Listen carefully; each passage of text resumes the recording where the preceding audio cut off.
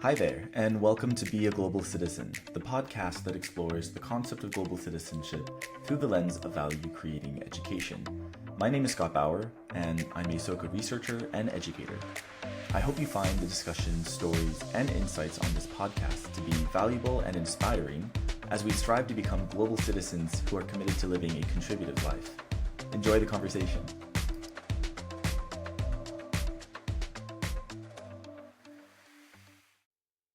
All right. Larry Meadows Jr. I am based out of the Washington, D.C. area. I recently completed my Doctor of Education Leadership degree from Harvard Graduate School of Education. I recently transitioned back to the Washington, D.C. area from that program. And I am intentionally resting and relaxing. And now I'm on my journey towards finding what my next chapter is. So. Hi, Larry. Thank you so much for making the time to be on my podcast, and I'm really happy to have you. We were connected through Harvard University. You were a TF in one of my classes early on in my program, and had such an amazing experience. Was really inspired by the work of not only a professor but also the work of the incredible TFs because of the rich experience that you brought from your own educational backgrounds. And I think it's so amazing that you're taking this time for yourself to really kind of sit with kind of what you've achieved up to this point, processing, recent accomplishments like graduating from the doctoral program. Congratulations again. And I'm hopeful that this space offers some greater insight as far as what direction you're kind of headed towards, because I think oftentimes, we find ourselves on that treadmill of life where we're just kind of constantly running and going at like full speed without really taking the proper time to look back on like what we've already achieved in our past and like the influences that we've had. So I'm hoping that this offers up some of that space for you to kind of further engage in that reflection, but also benefit all of us and the listeners out there to be really inspired about what it means for like an educator like yourself to make a big impact around the communities that you serve. So, with that, I wanted to pass it over to you, Larry, to share a little bit more about some of those bigger influences in your own education journey.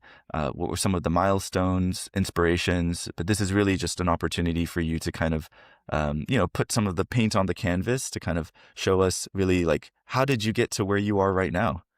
Okay.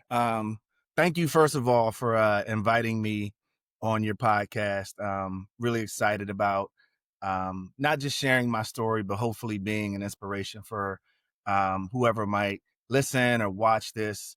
And just quickly, I know you said TF a couple of times. For those who don't know that, teaching fellow. But my story begins in Washington, D.C. I was born and raised here. I was always a very energetic child. Math always came to me very easily. So I did really good in school and math. I got a bunch of bad grades in behavior. I had behavior grades when I was growing up. So I eventually became an athlete. I played quarterback and wide receiver in high school. I got recruited into Indiana University of Pennsylvania. Because of my grades, they gave me an academic scholarship, which ended up being really significant because it was a Division II school. I knew I wasn't going to the NFL. So after 3 years, I was able to focus on my books. I had no debt when I came out. I had an accounting degree, and then I stayed and got my MBA. So my career began in finance and accounting. And once I graduated from there, I did like 15, 17 years in finance and accounting. I did some project management, but I always did nonprofit work on the side. I did mentoring, tutoring, designing community programs, the work that I really looked forward to. And I did not look forward to going to my job every day. So I eventually figured out that I needed to transition into doing something that I was really passionate about. which was engaging with the community and helping families and helping adolescents. I like to specialize in grades 6, 7, and 8 because that's multiple transition periods for students. So when I decided to switch from finance into education, it was actually my nonprofit work was kind of a leapfrog there. I went from finance to the nonprofit world and then into education. But most of the programs I design are for adolescents, grades 6, 7, and 8. I focus on self-actualization, positive identity development. Um, and one of the big things that made me switch was I really wanted to focus on impact over income. And that probably hit me in my mid 30s. I'm 50 right now. So I made that transition because of what I felt in terms of my fulfillment. So I went into my doctoral program after I switched into education because I had 2 business degrees and I knew that I needed something deeper in education if I really wanted to make the impact that I wanted to make. So I ended up at the Harvard Graduate School of Education. I really leaned into my family and community engagement experience that I had. And I was able to contribute through that, despite the fact that I had never been a teacher, I had never been an administrator. I knew how the community worked, and that was my opportunity to get to know how the education system worked from the inside. So that's how I've ended up where I am, and we'll see what my next steps are. But I'm really excited in terms of getting done with my program, and I got my rest. Well, I know we'll talk about that a little bit more. So. Mm.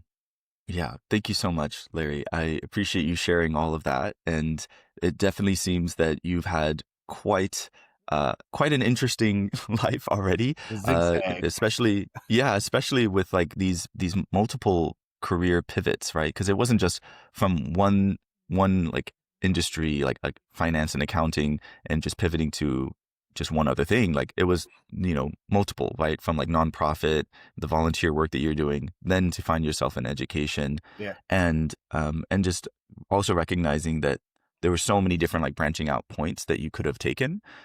So it definitely, I would imagine, took quite a bit of time and experimentation to really hone in on, okay, and now it's 6th, 7th, and 8th graders, and then how can I really support them? And then drawing from your own experiences, kind of really like meet them, kind of like an understanding where they're at, to then like tell them like, okay, like this is how we can kind of like, really address the fulfillment aspect, right? Of Mhm. like, what is maybe the deeper purpose of why you are studying, and how are you feeling about your own sense of being, right, as a student. But then I would imagine there's many different layers that you can look into in terms of how you wanted to build out that positive identity, Yep. so that they can be set up for not just the success in a very like kind of like career driven mentality, but success also in terms of like how they connect with other people, how they show up for others, how they maybe, view just the fulfillment or the happiness side of things as well. Yeah. But, I think, going back to like the beginnings of your own schooling, I think is very it'll provide some greater insights into like, why the 6th, 7th, and 8th graders. Because I know 6th, 7th, 8th grade, like that can be a time of a great change. And it can also be, a period where there's a lot of, that energy that kind of is exuding from them, right? Mhm. And you said yourself, right, you were a very energetic child, that knew what you liked, right? Math, all good. You were like kind of going full on with that. And you had great grades to show for that, but then also not so great grades for the behavior side. Could you maybe like, I don't, maybe this is in the form of an anecdote, but could you maybe share a little bit more about like who was Larry in like middle school, and maybe kind of provide a little bit more, texture as far as like what was the student that, that we were like, that you were. So yeah, I'm just curious about that time. Well, there's the experiential side and then there's the research side. So experientially, when children are around that age, grades 6, 7, and 8, there's the transition in life. You're going through puberty. You're going from a boy to a man, or a girl to a woman. And then you have a transition from elementary school into middle school, and then middle school into high school. So I'm at the top of the food chain in elementary school, and then I'm at the bottom of the food chain in middle school. And then I'm at the top of the food chain in middle school, and then the bottom of the food chain in high school. And this is all why they're going through puberty, and you're trying to establish who you are, because now, you can smell yourself and you're like, I'm a man now, I'm growing, hairs on my chest, and you got to figure out who I am. When I was going through that period, I met my mentor, who is to this day my mentor. So I met him when I was like 12 or 13 years old. African-American man, Dr. Calvin Avant, one of the best things that ever happened to me in my life. I was kind of unstructured at that time. I was having fun. I was playing sports. And Dr. Avant really jumped into my life and said, let me show you how to like work and earn money and teach you the value of money. So he had a lawn service, and we had like events we did where we helped elderly people. And then we went on field trips, and he got us out of the neighborhood. So I was doing my schoolwork, but then I was also engaging with a mentor who was showing me like kind of the ropes of being a man. So there was my balance of sports, there was my balance of fun, and just trying to figure out what it was to be an adolescent going into being a teenager. And then there was the part of being a boy growing into a man. So when I was in that stage, it was so much happening to me. And a lot of the other students, if you had a 2-parent household, that might have made a difference. But being a family and community engagement person, I also understand that positive adult engagement is really important, not just any adult engagement, because some people can be pretty mean and nasty and traumatize you. So I had a really good and positive person in my life. The school district that I went to, Montgomery County Public Schools in Maryland, it was a really diverse school district. So I moved from Washington, D.C., that was pretty much like 100% Black in the 80s, to Montgomery County, which was incredibly diverse. So I had like this exposure to diversity at that age. I had exposure to a positive male in my life. My father was around, but it wasn't always a positive interaction. And then I had like the schooling where I was discovering, okay, I'm really good at math. What am I going to do with this?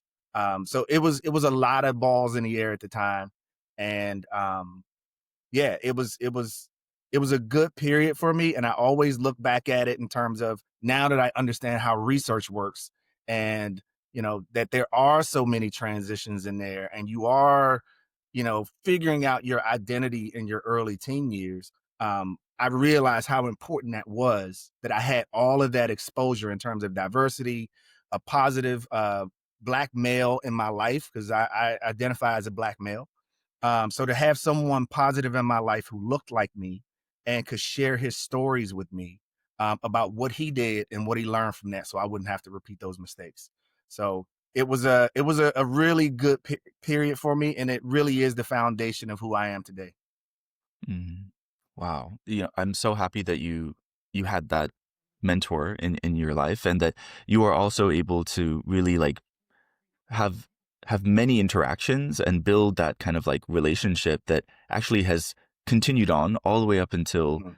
this day, and I would imagine will continue for the rest of your life, right? Because of what lessons have been passed down to you, Yep. and just how important like encountering a mentor at a specific moment, right? Depending on what you're experiencing in that moment, that gives you the reference point, but it also gives you the sense of like, yeah, being seen, and this like hope of like, yeah, this is what I can work towards. Yeah, I can get behind that.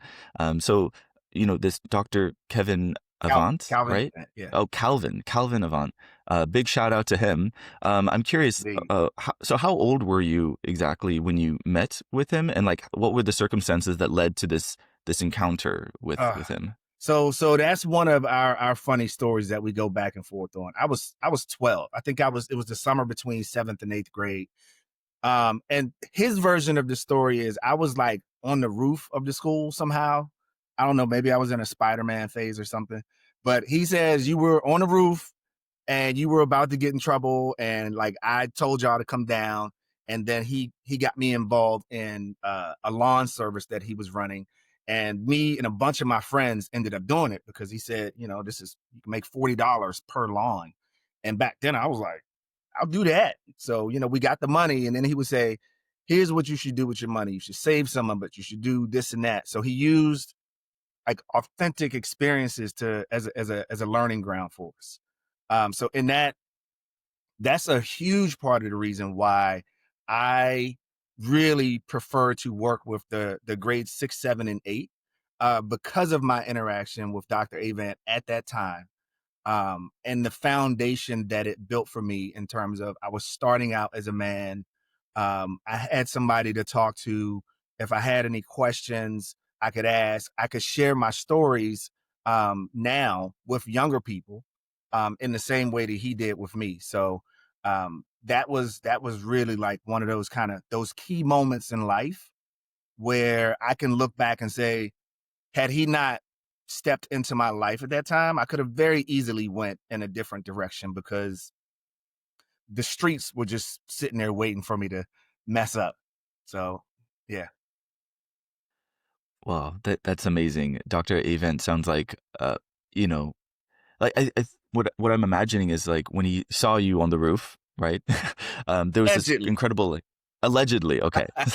Wait, so what is your side of the story I then? can't Where were remember. you? I thought I was just like playing, you know, in Okay. the schoolyard or something, or, you know, Yeah. I ran cross country back then. So I thought I was just Mm. kind of like running around the school or, you know, doing something that 12-year-olds do over the summertime. But I don't remember being on the rooftop.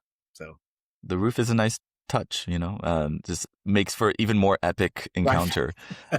Because, you know, whether you were on a roof, you were, you know, running around, Yeah. it's like the fact that he took the time and had the consideration to call you out, to really see you. And in doing so, see your potential and say, hey, like, why don't we take some of that energy and apply it towards something that I know will set you up Yeah. for, you know, this success that we were talking about.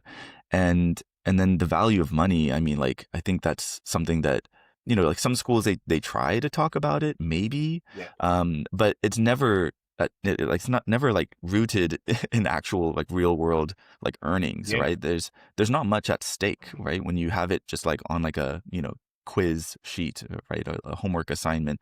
But to say, hey, this is a service, right, that we're offering to the community, and this is a win-win. Yeah. You're going to get your $40, which adjusted for inflation is, I don't know how much, but, you know, it's big money. It was good money And back then. It was good money back yeah, good money.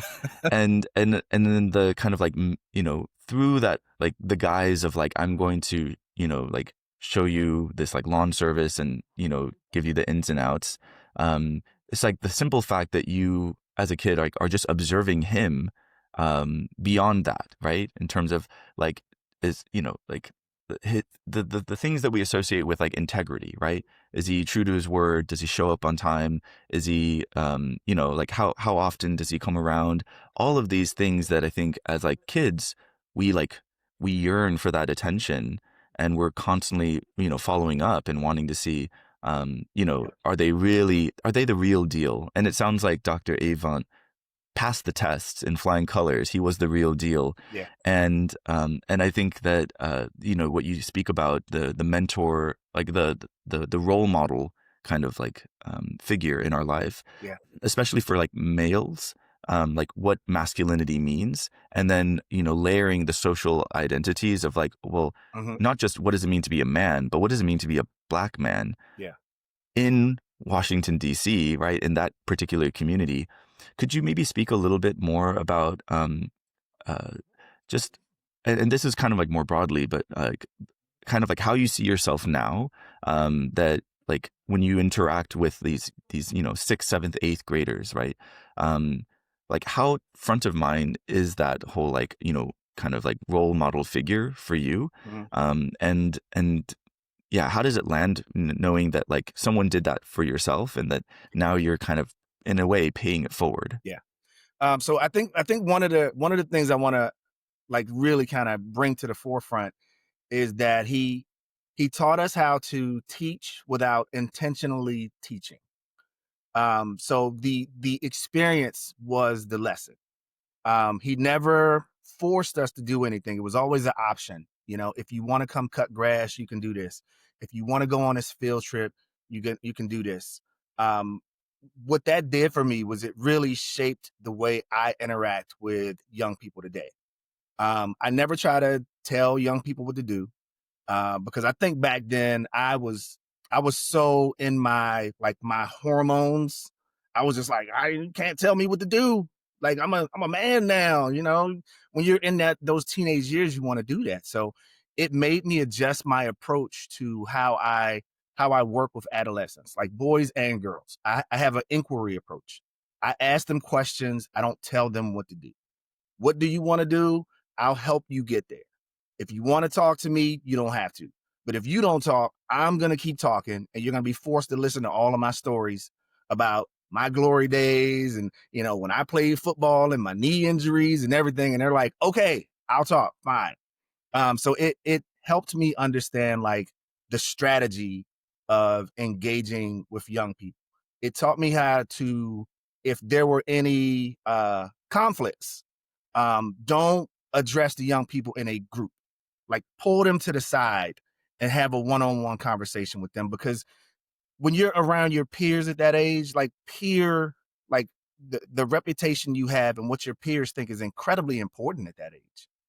So embarrassing a kid is probably something that you might not be able to come back from.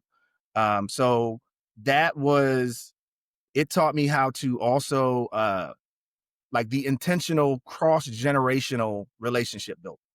When we cut lawns, it was generally elders in the neighborhood.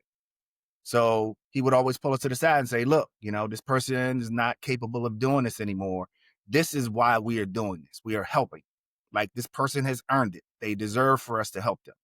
So you get that, you get the lessons on money, you get the lessons on like manhood, you get the lessons on like what it means to earn your money versus getting a what do they call it? I never got it, but allowance. I don't know if kids still get that nowadays, but I used to get an allowance of like, you know, a couple of dollars a week. Um, but I learned so much from that experience and I designed that into a lot of what I do with young people now. And I understand that there's that transition of life. There's transitions between school. You're trying to establish who you are and figure out where you fit in your peer group. So that experience that I had it was incredibly valuable. And I try to make sure I give that to any student that I work with. When I've done mentoring and tutoring in DC, if there were any like what I call chronic disruptors, the old school term is knuckleheads, kids who get in trouble a lot, they always gave those kids to me. They would always be like, Mr. Meadows, can you like, please like work with this kid? He doesn't want to talk to anybody. He doesn't want to listen. And I would literally just sit with the kid and I would start telling them my story. And I would be like, well, whatever you need help with, I'll help you. Like, if you want to talk, if you want help with your homework, you know, to a certain point, you know, because I'm not a therapist, but I'm a good listener, which is one of my skills. I'm also a jokester, so I can use my sense of humor. So I learned, and I learned this from Dr. Avan also, who was a terrible dad joke guy. To use corny jokes to make people laugh. And it kind of like knocks down some of the barriers.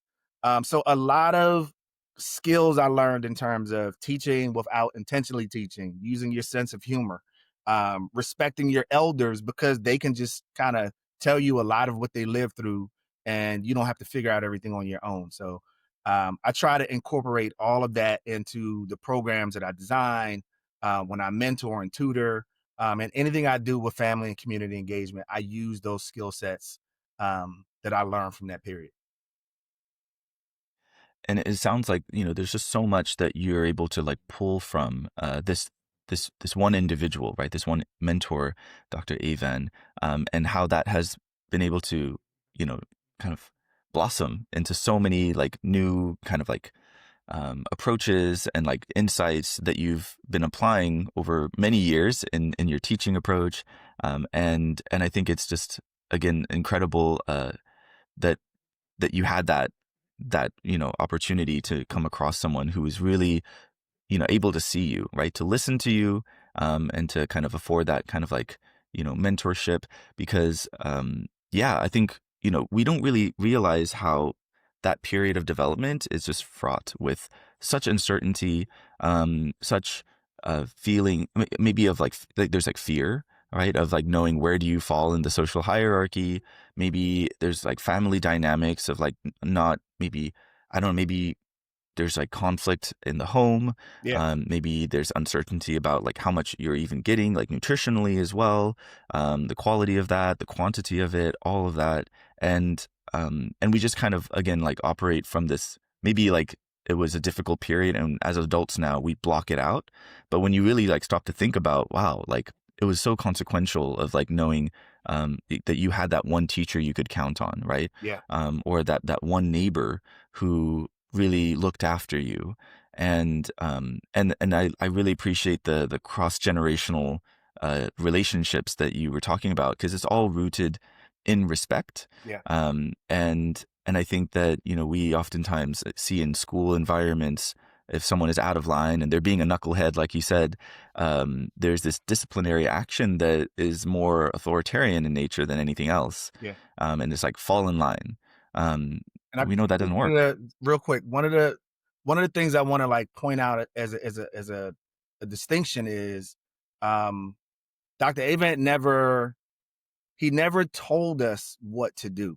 He told us what the consequences were. So he would allow us to grow into who we were, but he would say, "This is what I went through when I was younger. I did this. This is where I ended up. I was drinking, drugs, jail, and this is what happened. So if you do this, there's a path associated with that. So if you want to go down that path, you can, but this is a better path. So you make the call on what you want to do."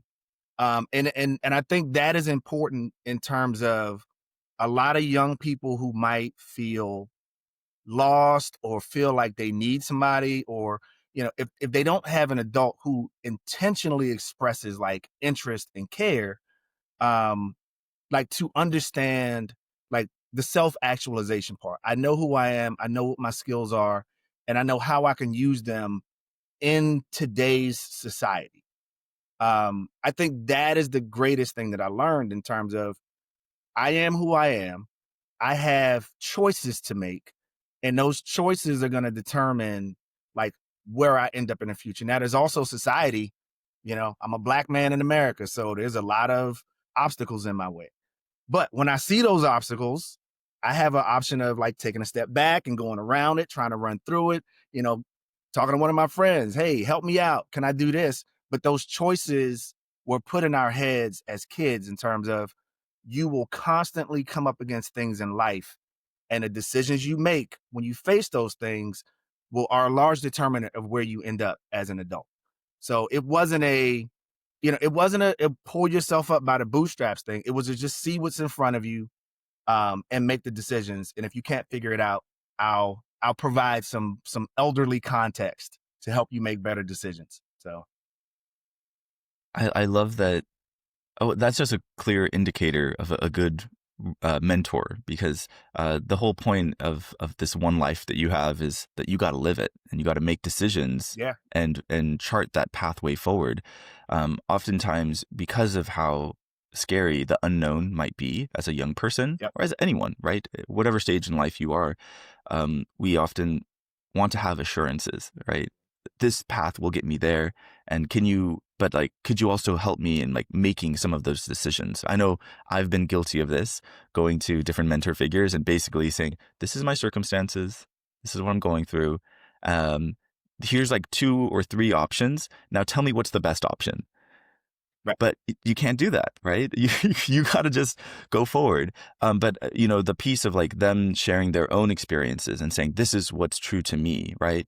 I think that's so important, right? Because it gives you this sense that like people have walked these paths before. It might not be, it's not the same path, but it'll give you that data, right, where you can kind of cross check that and be like, is that something that I see myself going down? Yeah. And you're taking full responsibility for your life too, which also is another big life lesson that I think is coming clear from your interactions Yeah. with Mr. Dr. Avan. Yeah. But like the path that you chose for yourself, going in, for like going to college to play football. There's an accounting degree. You followed that up with an MBA. So there's like this big chunk of your career in finance and accounting that you said didn't quite fulfill you. Right. And I'm sure there was definitely aspects to it that were really great, that you appreciated. But like, what was it about the whole like lack of fulfillment side of it? Like, could you maybe like speak a little bit to like, because it definitely probably offered some stability, Yeah. but like, what ultimately led to that breaking point where you realized like I need to make a more like definitive pivot into a new sector? Yeah. So could you speak to that? Sure. So I am the happiest person I know. I am like so proud to say that every day. It is my daily goal in life to be the happiest person I know. So when I was doing finance and accounting, I didn't feel that happiness. Um, I know that, we have to make smart and prudent decisions. We live in a capitalist society. So everything I learned in accounting and finance is incredibly relevant in education and nonprofit because there's budgets everywhere, there's funding everywhere.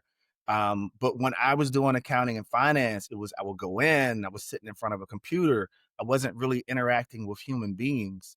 I was really good at my job. I was fast at it. I would figure things out. I see when I see numbers, I see stories and I see like narratives.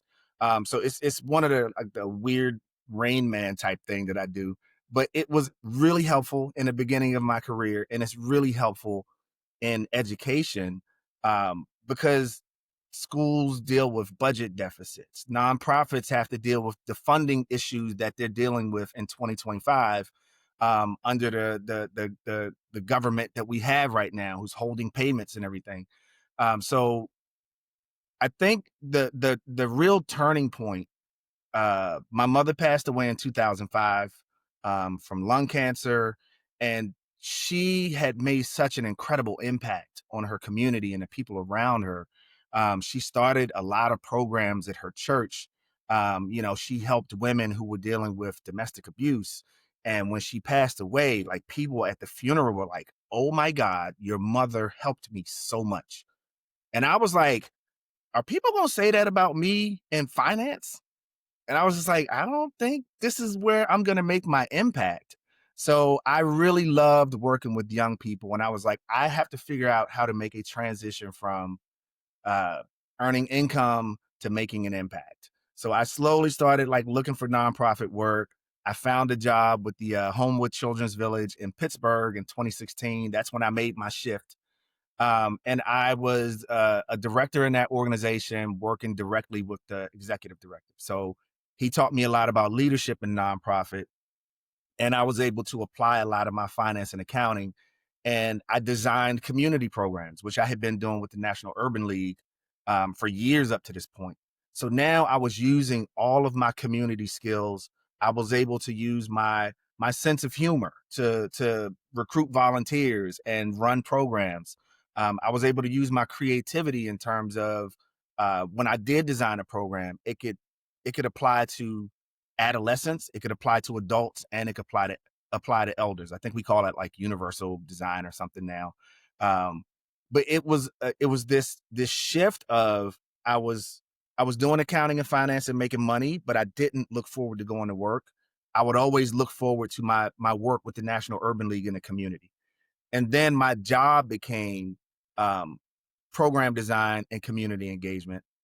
And then I transitioned from that nonprofit into Pittsburgh Public Schools, which was where I made the shift from finance into nonprofit into education. So that's when I really got into education. And again, I was able to use my finance and accounting skills. I did some project management up to that point. So I was able to transfer all of those skills into education and really try to help Pittsburgh Public Schools move forward, explain information to parents and community members, because I had this finance background. So if anybody out there is like in a career and they're like, I'm not sure that this is it, learn about the relationship building. Ask yourself, which of the skills that I'm using right now can I transfer into something else if I want to do that? So I am a scaffolding person. Whatever I do, I'm like, I'm gonna learn something and I can build on top of it. Might not be able to use it now, but I'll be able to use it somewhere down the line. So it was a great experience doing finance and accounting, but like my space, I have a healer spirit is what I tell people. I love to make people laugh and I love to help people. So I can do that in education, and this is my path forward now.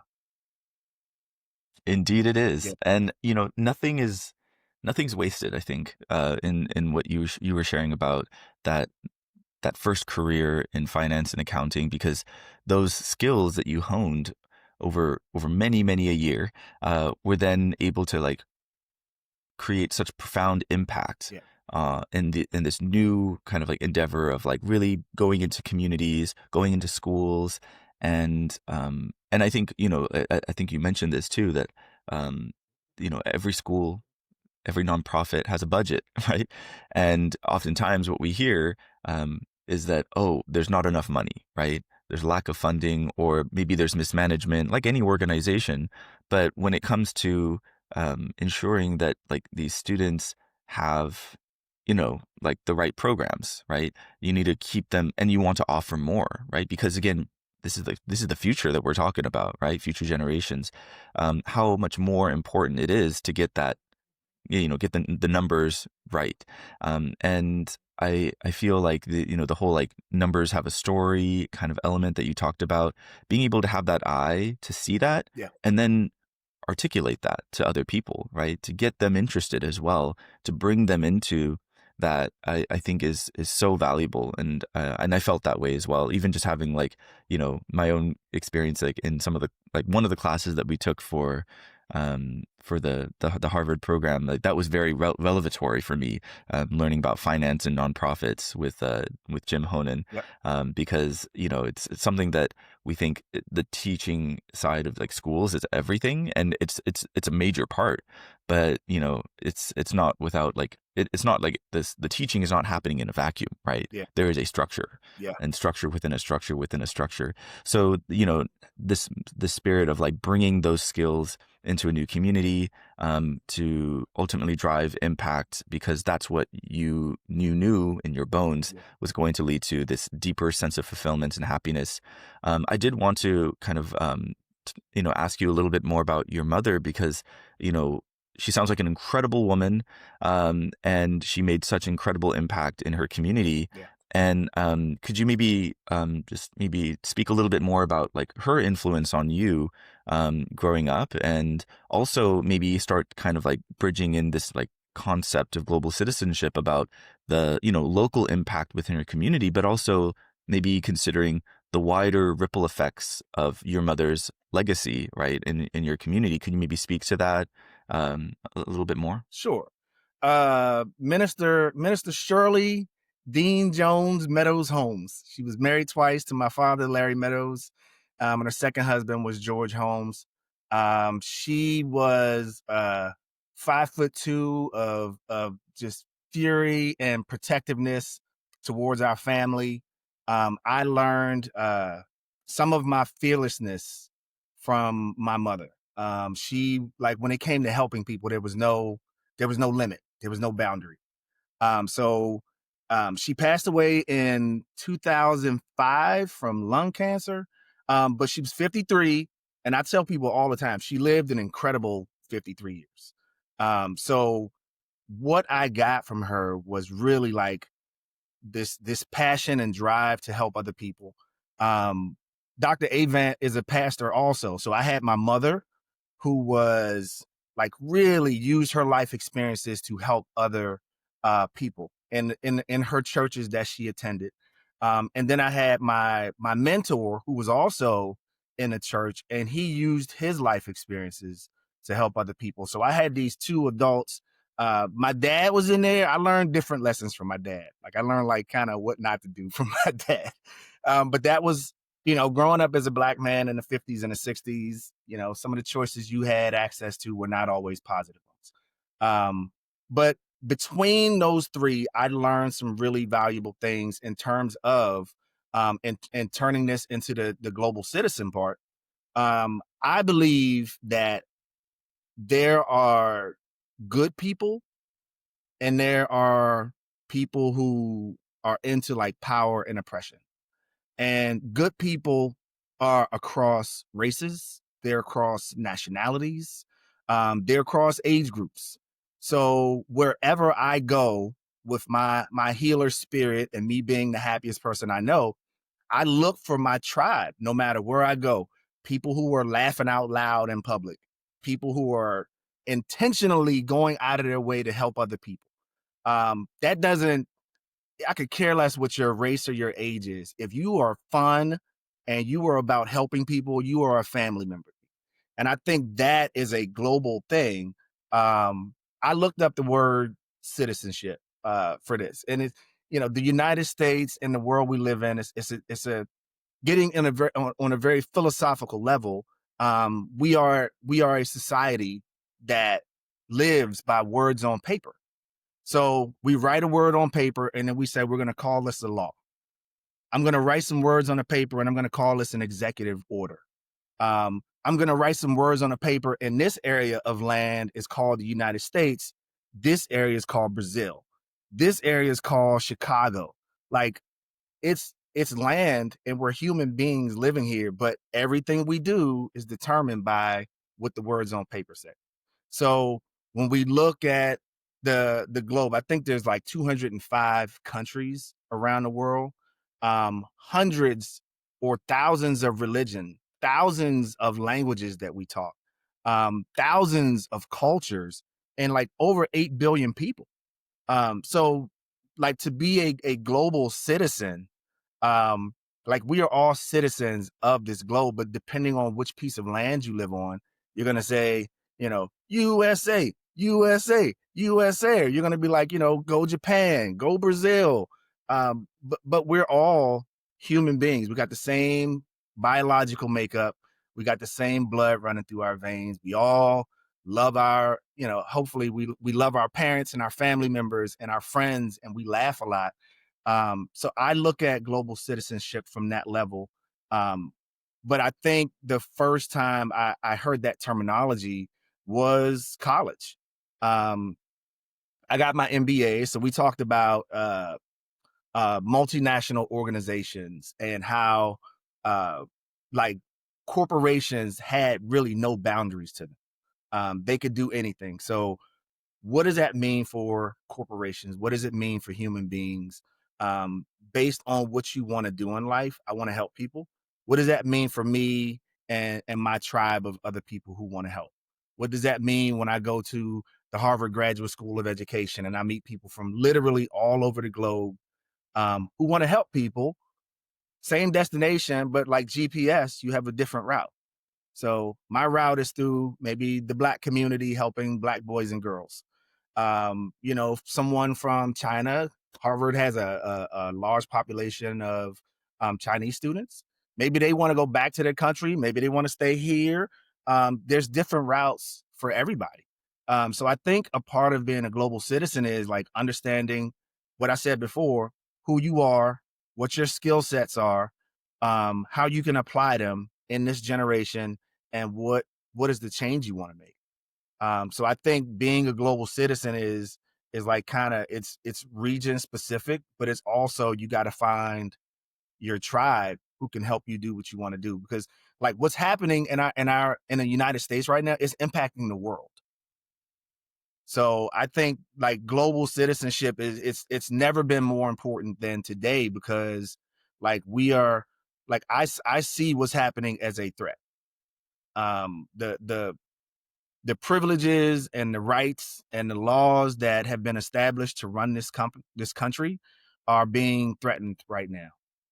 So I think it is going to take a global effort to do something about this and make sure that we don't go back into a place where there's a very small group at the top who is oppressing everyone at the bottom. Wow. Thank you. Thank you so much, Larry. There was a lot that you just shared with that, but it had to be said. It had to be said. Yeah. And, I really, there's this one, phrase that's really stuck out to me. And I might have gotten a little bit, I might have gotten it like a little bit wrong, but you said something like, if you are happy and want to help people, Yeah.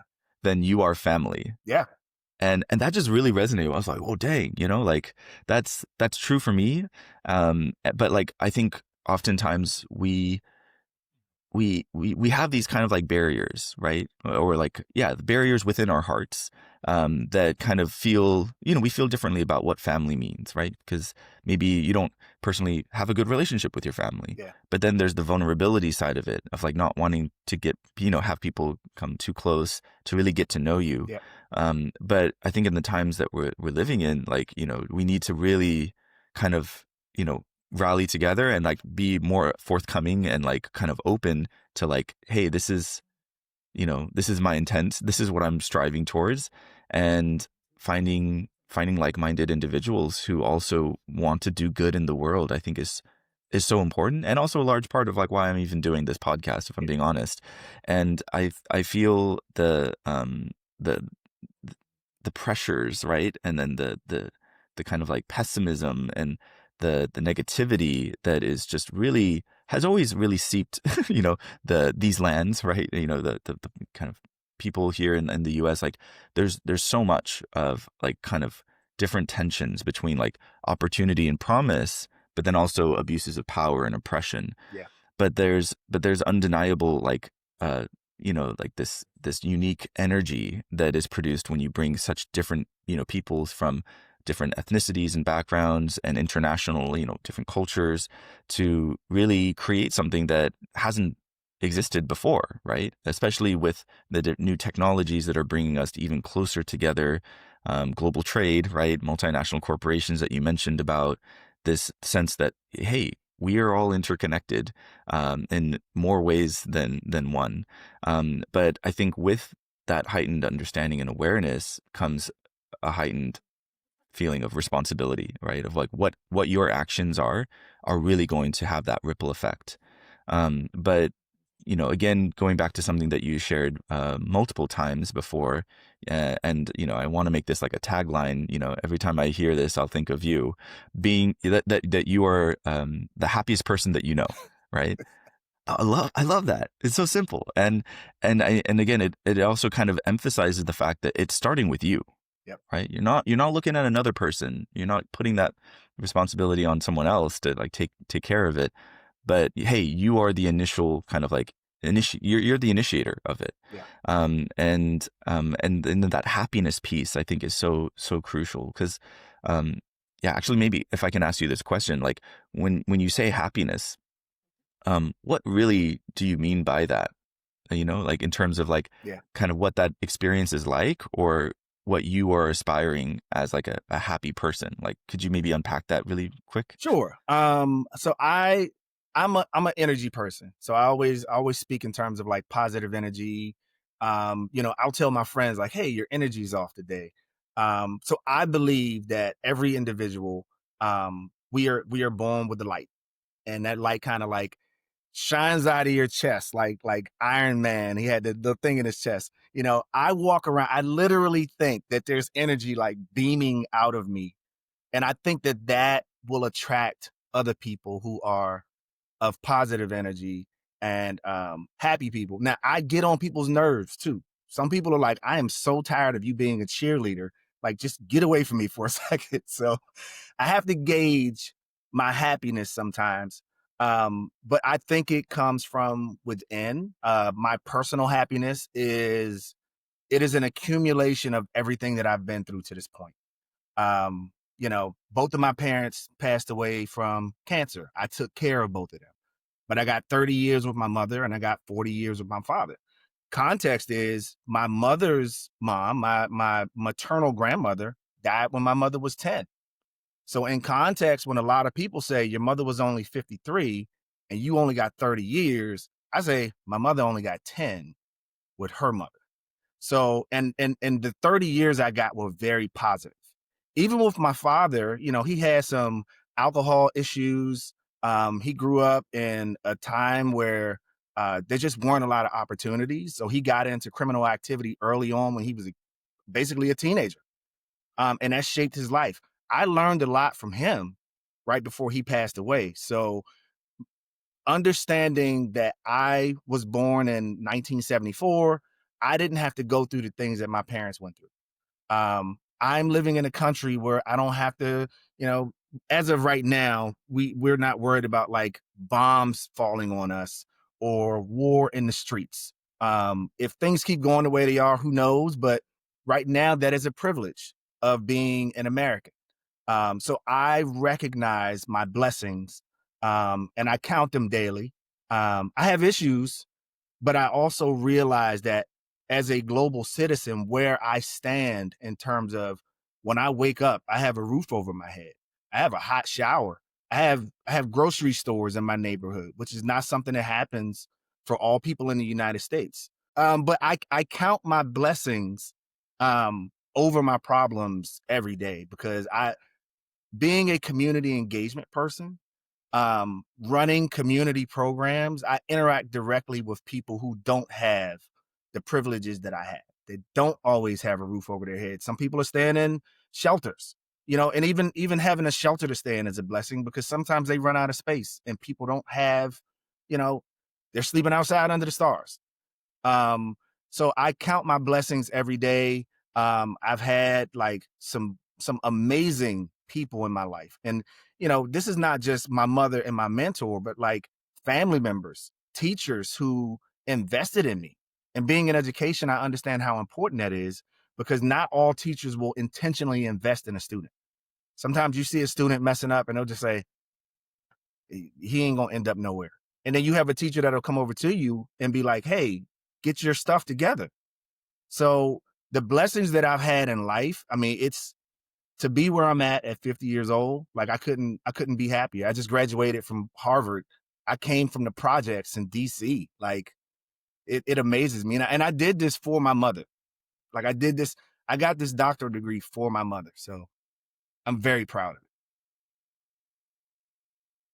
Wow. No, it's emotional. There's such layered meaning in everything that you just shared. And I appreciate you sharing that last statement about doing the doctorate for your mother. I'm sure undoubtedly she would just be so proud of you and so happy to see your achievements, and also just know that you're the happiest person you know. You're articulate. Yeah, the way you articulate it, I'm like 100% behind you on how you described happiness and what it means for you, because it is not selective of just this or that experience. You're saying it's everything. It's the good, Oh the yeah. bad, and the ugly, and you're also saying that because of that, it shaped who you are right now, and that you love who you are in this moment, Yeah. right? And that's a decision you have to make every single day. And then the appreciation that comes from like just counting your blessings and being connected to the people around you and extending them grace as they're doing it, back to you, knowing your privilege as well. All of that, I think, is just so helpful in kind of unpacking this word that oftentimes we throw around, Yeah. like, I got a gift, or I ate this food and I'm happy, right? But that, in a sense, yes, yeah, that is true, but that's also just kind of scratching the surface. So I'm glad that you really kind of gave us a little bit more to like really work with in terms of like understanding that. So, there's so much that I still want to ask you, but we are unfortunately coming to the tail end of this conversation that's just been really amazing and really insightful. I do have one last question that I always extend to all of my guests, and that is a book recommendation or movie recommendation or anything else you'd like to share with our listeners. So I think relevant to our times today, I'm an Audible person. I listen to books while I'm driving. I drive a lot. I just listened to a book called The Extinction of Experience. I can't remember who the author is, but she talks about how the we're interacting in person less, and how that's impacting our society. We're writing less, and we're spending more time on, chat GPT now, asking the computer questions versus thinking for ourselves. And she posits how this is going to impact society. She presents some research on how it's impacting us right now. Um, and it's relevant for me because I deal with people. Like, I'm an in-person guy. I have to explain to community members what a budget deficit means, not just how it affects a school district at a high level, but how it affects their school and the teachers that they love, and how it impacts, how many bus drivers we're going to have, or if we can fix the AC. So having the ability to talk to people in person and take complex information and like put it in an understandable format, that's an experience thing. You have to see people's face when they get confused and then say, oh, well, let me explain it another way. Let me use an analogy. So this book really talked about that. Great book. And I think Cast by Isabel Wilkerson was one of my favorite books of all time. So Thank you so much for those two amazing book recommendations. I have read Cast before, and it is an incredible book. So definitely, I can recommend that alongside you. I'm very interested to look into the other one that you mentioned. So thank you so much for those awesome recommendations, and then also just this awesome conversation. It's truly, it's such an honor having incredible, like, passionate guests like yourself to speak about, like, just what got you to this point, because there's so much. And without further, I just wanted to kind of give you the last couple words, any final thoughts or send-offs as we wrap up this conversation. Just first of all, thank you for inviting me. Thank you for allowing me to share my story. It's never about me. Like, I'm good. I'm having fun. I'm about to go for a walk after this and just kind of enjoy the sun. But I hope that other people who are figuring out their careers or figuring out life right now, it's not a straight line. Sometimes it's just a zigzag. Sometimes you got to take a break. Sometimes you'll have to take a step backwards, but enjoy the journey. Take the lessons from everything that you do and laugh as much as possible.